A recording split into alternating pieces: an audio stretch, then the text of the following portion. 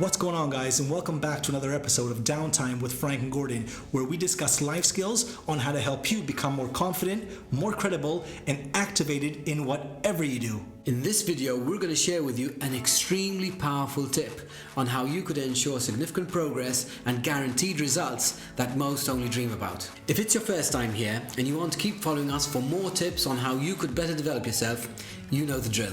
That's right, guys. Make sure to hit the subscribe button along with the bell, and don't forget to give this video the thumbs up.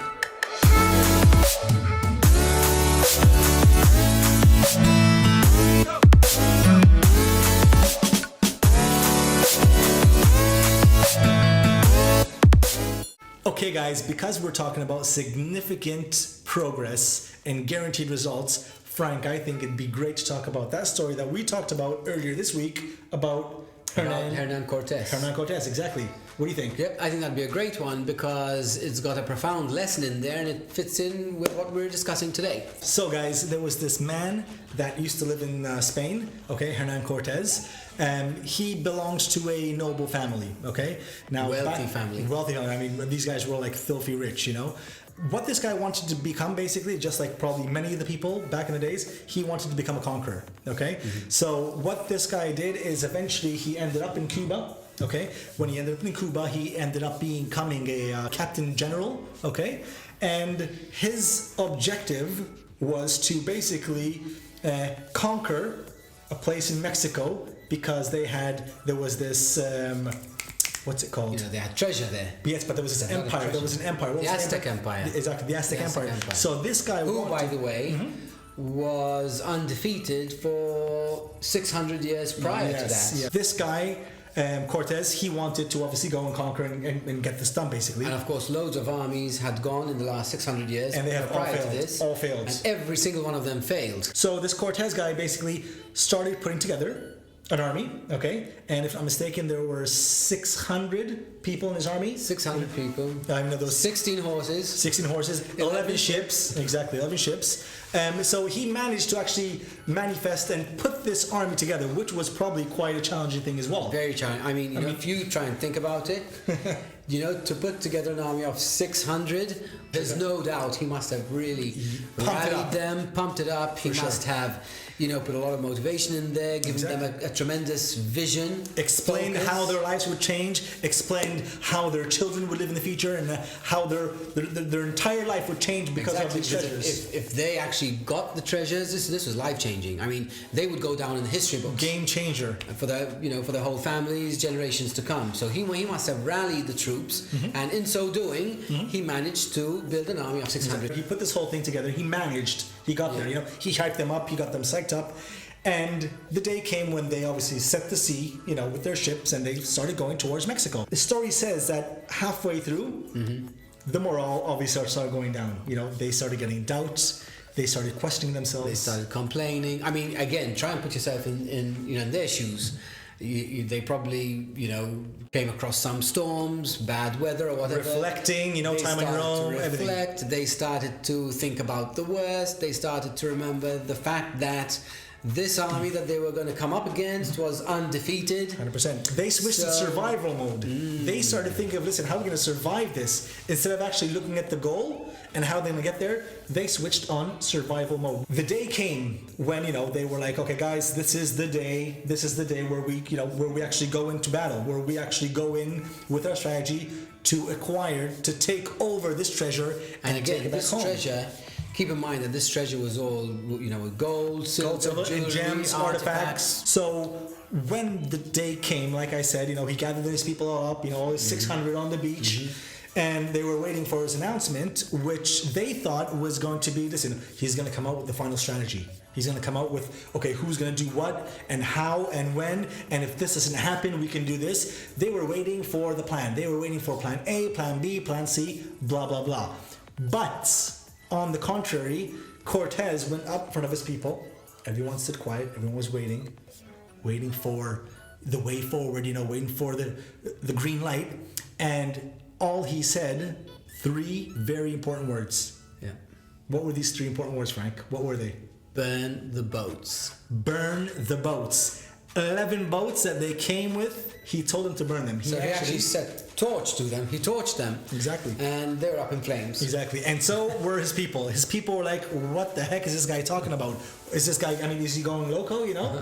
So essentially what Cortes was doing, and actually it's quite a clever thing he did, because what he did was he wanted to get his troops to the position where they realized that they were at the point of no return. That's it. So there One-way was ticket. no looking back. They had one-way ticket, That's you know, it. as you're saying. So there was no looking back. There was only forward. And essentially, they were in a do-or-die situation. That's it. I believe Cortes told them that if they wanted to go back, they had to go back with their ships. Exactly. Now, to get their ships, they obviously had to Win the battle. Win the Fight battle, and win. take the treasure, and take it all home, basically. So it was all or nothing. That was basically it. exactly sink or swim. Sink or swim. And generally, you know, as human beings, we tend to, you know, put on the survival mode.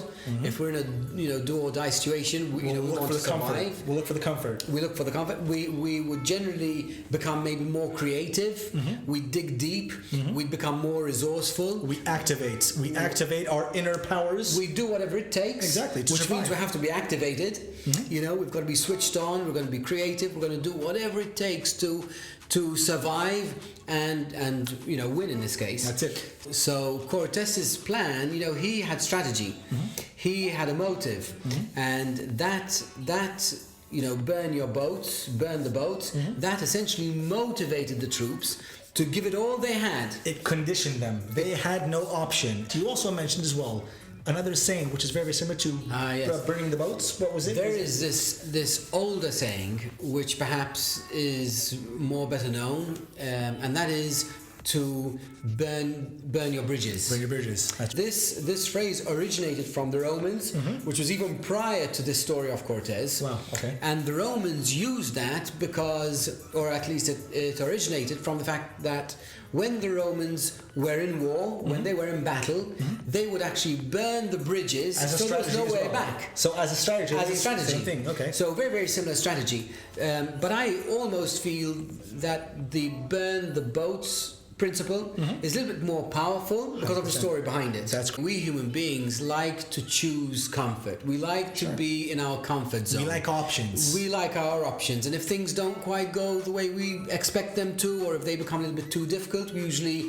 turn back. We withhold. You know, That's it. withhold, turn back, and you know, no progress is done. That's it. So, you know, generally people would choose that over discomfort and progress. Exactly. This technique, which he used, which Cortes used, left them with no option, as we said. Nothing whatsoever. You know, so to bring that to the point which we're trying to make here is that essentially, if we want to grow, if we want to progress, if we want to move forward, That's right. then we too have to burn our boats. Exactly. So we've all got these boats, quote unquote, which are stopping us from moving forward. They keep us in our comfort zone and they keep us from moving forward. So if we want to progress, That's right. then we have to burn our boat. When you progress in life, when you progress in your job, when you progress in anything you put your mind to, that is the ultimate happiness. I think that probably one it can makes you acquire. feel fulfilled. It makes you feel 100%. alive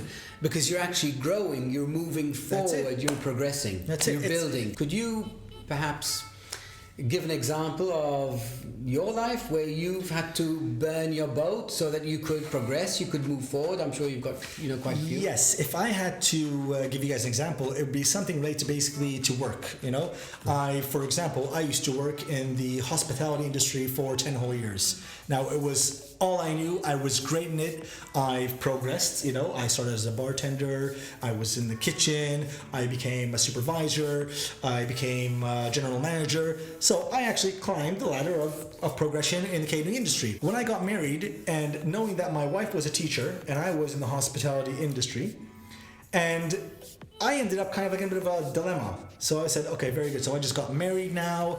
The wife has a great job. I have a great job, you know.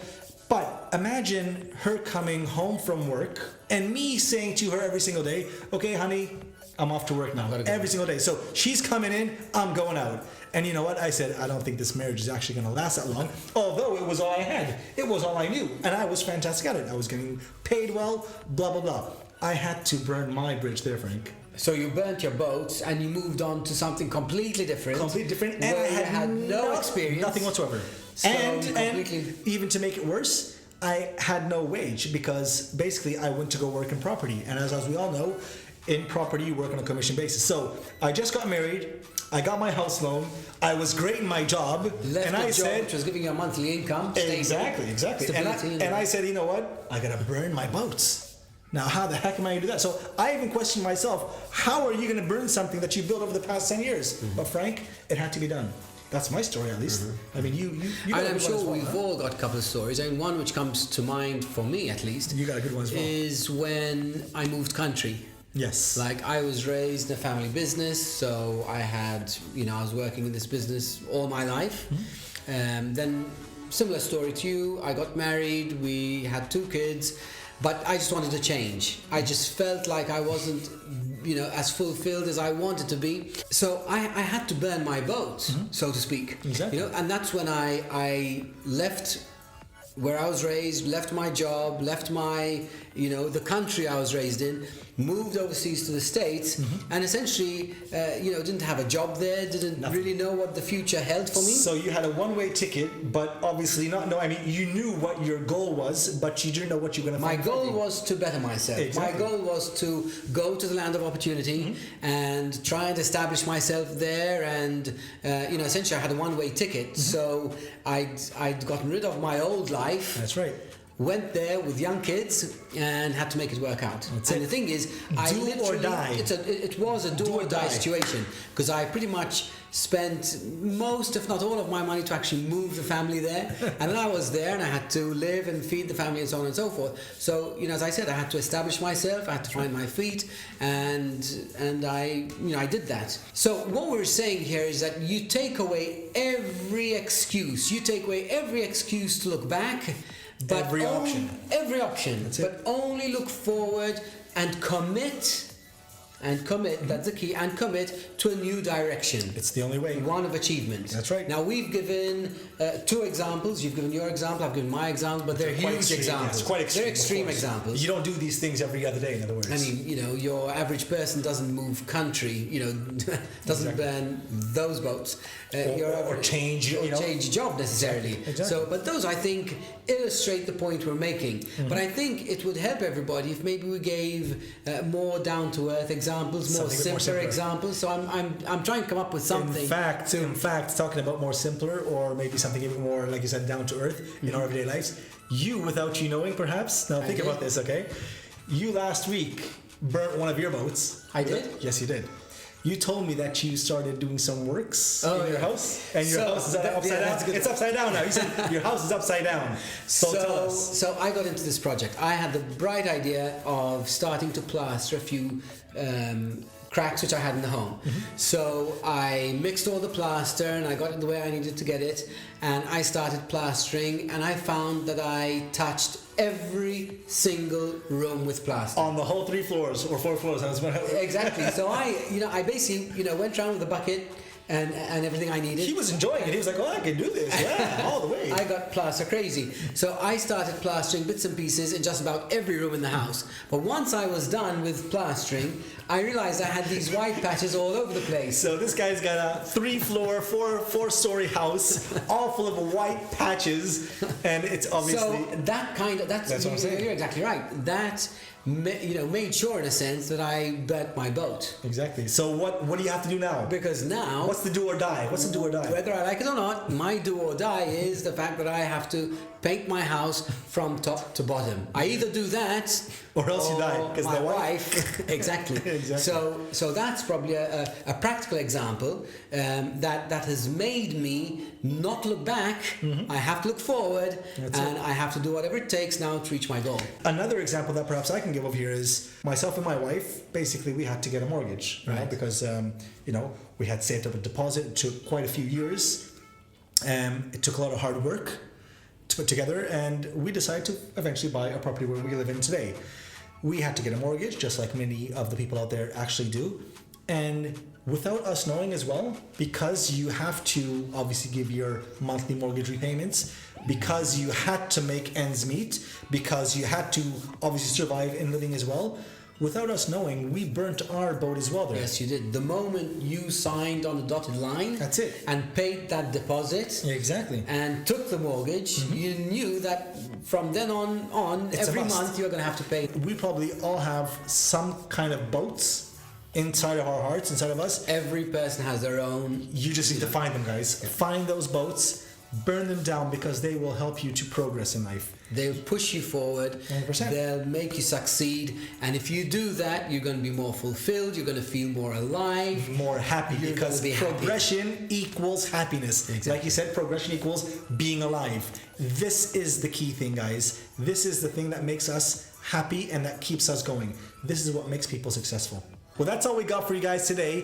Thanks a million for watching, and until next time, don't forget to get busy burning your boats.